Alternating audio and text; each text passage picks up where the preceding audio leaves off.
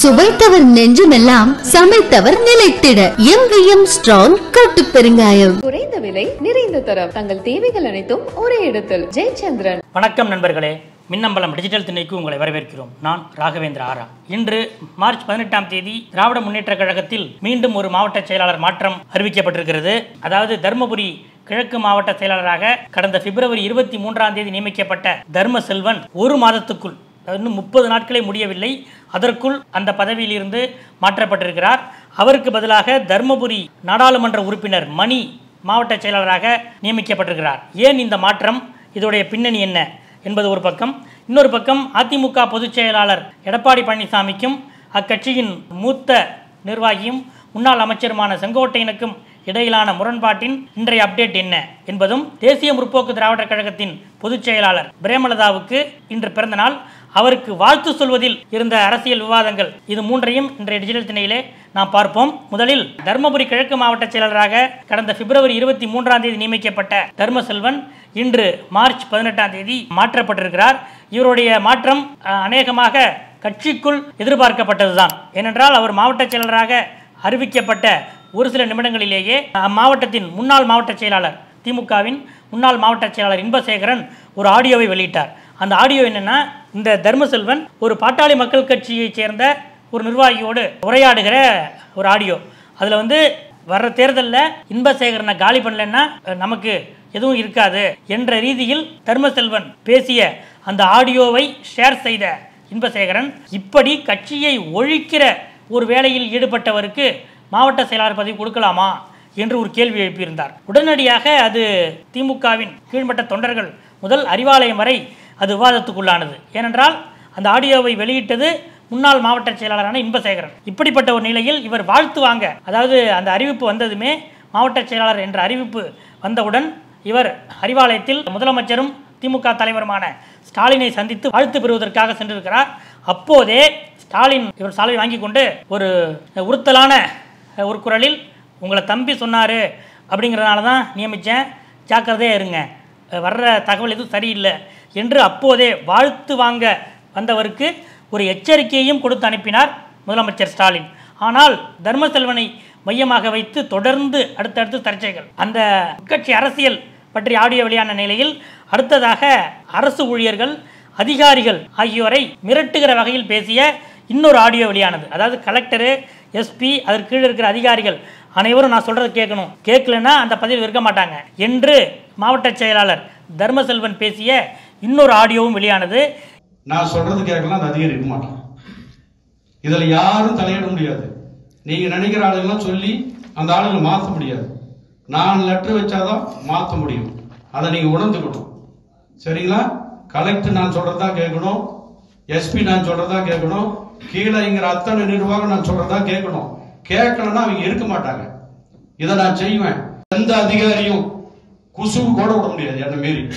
இந்த ஆடியோவை வைத்துக்கொண்டு அதிமுக பொதுச் செயலாளர் எடப்பாடி பழனிசாமி, பாட்டாளி மக்கள் கட்சி தலைவர் அன்புமணி, பாரதிய ஜனதா கட்சி மாநில தலைவர் அண்ணாமலை ஆகியோர், இந்த பாருங்க, திமுக மாவட்ட செயலாளர்கள் வேலையே இதுதான், அரசு ஊழியர்களை மிரட்டுவதுதான் அவர்களுடைய வேலை என்று இவரை வைத்துக்கொண்டு ஒட்டுமொத்த திமுகவையும் கண்டிக்கும் ஒரு செயலிலும் அவர்கள் அந்த அரசியலுக்காக அதை செய்தார்கள். இது இவர் மீதான 2வது ஒரு சர்ச்சை. இது முடிந்து அடுத்ததாக கடந்த மார்ச் 6ஆம் தேதி இவர் மாவட்ட செயலாளர் ஆன பிறகு அந்த கிழக்கு மாவட்ட ஒன்றிய, பேரூர், நகர நிர்வாகிகள் கூட்டம் நடைபெற்றது. அந்த கூட்டத்தில் இவர் பேசும்போது, நான் கட்சி கூட்டத்தில் பேசுகிறதெல்லாம் ரெக்கார்ட் பண்ணி யாரோ வெளியே விட்றாங்க, அப்படி யாராவது இனிமேல் விட்டீங்க, நீங்கள் கட்சியிலே இருக்க மாட்டீங்க, இந்த பதவியிலையும் இருக்க மாட்டீங்க என்று எச்சரிக்கை துணியில் பேசினார். உடனடியாக அதற்கு எதிர்ப்பு தெரிவித்த ஒன்றிய செயலாளர்கள், நீங்கள் ஜாக்கிரதையா இருங்க, எங்களை எச்சரிக்கை, நீங்கள் யாரு, நீங்கள் எங்களை நீக்கிறீங்களா, நாங்கள் உங்களை நீக்கிறோமா அப்படின்னு பார்த்துருவோமா என்று சவால் விட்டுவிட்டு அந்த கூட்டத்திலிருந்து வெளியே சென்றனர். இப்படி மாவட்ட செயலாளராக அறிவிக்கப்பட்ட அன்றிலிருந்து ஒரு மாதத்துக்குள் முக்கியமான பல அதிர்வு ஏற்படுத்தக்கூடிய சர்ச்சைகளை எதிர்கொண்டார் இந்த மாவட்ட செயலாளர் தர்மசெல்வன். இப்படிப்பட்ட இந்த நிலையில்தான் அவர் மீது உளவுத்துறை ரிப்போர்ட்டும் ரொம்ப மோசமாக மேலிடத்துக்கு சென்று சேர்ந்திருக்கிறது. இந்த அடிப்படையில் தர்மபுரி மாவட்ட பொறுப்பு அமைச்சர் MRK பன்னீர்செல்வம், அமைச்சர் ஏவா வேலு ஆகியோரிடம் முதலமைச்சர் இது குறித்து விவாதித்திருக்கிறார். இந்த நிலையில்தான் இந்த மாற்றம் அறிவிக்கப்பட்டிருக்கிறது. அதாவது தர்மபுரி MP மணி புதிய மாவட்ட செயலராக நியமிக்கப்பட்டுள்ளார். இதில் என்ன விசேஷம் என்றால், திமுக நிர்வாகிகள் மத்தியில் இது இப்போ நடக்கிற விவாதம் என்னன்னா, இப்படிப்பட்ட மாவட்ட செயலாளரை நியமித்தது யார்? ஒரு மாதத்துக்குள்ளேயே மாற்றப்படுகிற அளவுக்கு, இப்படிப்பட்ட சர்ச்சைகளில் சிக்குகிற அளவுக்கான இவரை மாவட்ட செயலாளராக எப்படி நியமித்தார்கள்? இதற்கு சிபாரிசு செய்தது யார் என்ற கேள்விதான் திமுக நிர்வாகிகள் மத்தியில் எழுகிறது. அது பற்றி நாம் விசாரித்த போது அமைச்சர் அன்பில் மகேஷ் தான் இவரது பெயரை உதயநிதி அவர்களிடம் சொல்லியிருக்கிறார். அந்த அடிப்படையில் தான் டெப்டி சிஎம் இது பற்றி சிஎம்மிடமும் அன்பில் மகேஷுடைய சிபாரிசை பற்றி சொல்லியிருக்கிறார். அந்த அடிப்படையில் தான் தர்மசெல்வன் மாவட்ட செயலாளர் பதவியில் நியமிக்கப்பட்டார். ஆனால் அவரை பற்றி வந்த தொடர் சர்ச்சைகள், தொடர் புகார்கள், உளவுத்துறை ரிப்போர்ட்டுகள் இவற்றின் அடிப்படையில் அவர் ஒரு மாதத்துக்குள் இந்த பதவியிலிருந்து அகற்றப்பட்டிருக்கிறார். இந்த மாற்றம் பல்வேறு மாவட்டங்களிலும் மற்ற திமுக நிர்வாகிகள் மத்தியில் ஒரு எதிர்பார்ப்பையும், நம்ம மாவட்டத்திலையும் இதே போல நடக்கக்கூடிய நிர்வாகிகள் இருந்தால் உடனடியாக மாற்றம் வரும் என்ற நம்பிக்கையையும் ஏற்படுத்தியிருக்கிறது என்றும் சொல்கிறார்கள். இது ஒரு பக்கம். இன்னொரு பக்கம் அதிமுக பொதுச் செயலாளர் எடப்பாடி பழனிசாமிக்கும் அக்கட்சியின் முன்னாள் அமைச்சர் மூத்த நிர்வாகி செங்கோட்டையனுக்கும் இடையிலான முரண்பாடு எந்த அளவில் இருக்கிறது என்று விசாரித்த போது நாம் ஏற்கனவே கூறினோம், வருகிற ராஜ்யசபா தேர்தல் வரை செங்கோட்டையன் மீது எந்த விதமான நடவடிக்கை எடுக்க வேண்டிய சூழல் ஏற்பட்டால் கூட வருகிற ராஜ்யசபா தேர்தல் வரை அதற்கான ஒரு சூழலை நாம் ஏற்படுத்த வேண்டாம் என்பதுதான் எடப்பாடி பழனிசாமி ஏற்கனவே தனக்கு நெருக்கமானவர்கள் வட்டாரத்தில் கூறியிருந்தார் என்று தெரிவித்திருந்தோம். நேற்று சபாநாயகருக்கு எதிரான நம்பிக்கையில்லா தீர்மானத்தில் அதிமுகவோடு சேர்ந்துதான் செங்கோட்டையனும் நின்றார், ஓபிஎஸும் நின்றார். அதே போல இன்றைக்கு சட்டமன்றத்தில் அதிமுக பொதுச் செயலாளர் எடப்பாடி பழனிசாமியே ஸ்கூல் எஜுகேஷன் பற்றிய விவாதத்தில் முன்னாள் பள்ளிக்கல்வித்துறை அமைச்சர் செங்கோட்டையனுக்கு பேச வாய்ப்பு தாருங்கள் என்று கேட்டார். ஆனால் அதை சபாநாயகர் ஏற்றுக்கொள்ளவில்லை. இப்படிப்பட்ட நிலையில், அதாவது செங்கோட்டையனுக்கும் எடப்பாடி பழனிசாமிக்கும் இடையிலான முரண்பாடுகள் கொஞ்சம் கொஞ்சமாக குறைந்து வருகின்றன. அவர்களுக்கு இடையில் ஏற்பட்ட இடைவெளி கொஞ்சம் கொஞ்சமாக குறைந்து இருவரும் நெருங்கி வருகிறார்கள் என்பதுதான் அதிமுகவினர் நம்பிக்கையாக சொல்கிற வார்த்தை. இதை தாண்டி தேமுதிக பொதுச் செயலாளர் பிரேமலதாவுக்கு இன்று பிறந்த நாள். அவருக்கு பல்வேறு அரசியல் கட்சி தலைவர்களும் வாழ்த்து தெரிவித்தார்கள். தமிழ்நாடு முதலமைச்சர் ஸ்டாலின் அவருக்கு போன் செய்து வாழ்த்து தெரிவித்தார். அதிமுக பொதுச் செயலாளர் எடப்பாடி பழனிசாமி, பாரதிய ஜனதா கட்சி மாநில தலைவர் அண்ணாமலை மற்றும் ஏற்கனவே தேசிய ஜனநாயக கூட்டணியில் இருந்த முக்கிய தலைவர்கள் எல்லாம் அவருக்கு வாழ்த்து தெரிவித்தார்கள். கடந்த சில நாட்களாக தேமுதிக பொதுச் செயலாளர் பிரேமலதா திமுக அரசுக்கு ஆதரவான அப்படிப்பட்ட ஒரு தோற்றத்தை ஏற்படுத்துகிற கருத்துக்களை அவர் வெளியிட்டு வந்தார். வருகிற ராஜ்யசபா தேர்தலில் தேமுதிகவுக்கு அதிமுக கூட்டணியில் ஒரு இடம் உண்டு என்று அவர் நம்பிக்கொண்டிருந்தார். ஆனால் எடப்பாடி பழனிசாமி அப்படி யார் சொன்னது என்று ஒரு கேள்வியை கேட்டார். அதிலிருந்து அதிமுக மீது சற்று மனக்கசப்பிலே இருந்தார் பிரேமலதா. இந்த நிலையில்தான் பட்ஜெட் பற்றிய கேள்விக்கு பட்ஜெட் நன்றாக இருக்கிறது என்று பட்ஜெட்டுக்கு பாராட்டு தெரிவித்தார்.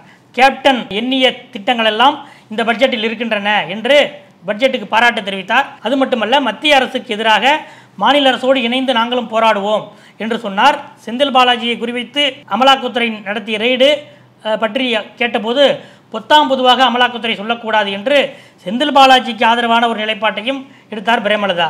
இப்படிப்பட்ட இந்த நிலையில்தான் இன்று பிரேமலதாவுக்கு திமுக சார்பில் முதலமைச்சரே வாழ்த்து சொல்லியிருக்கிறார்.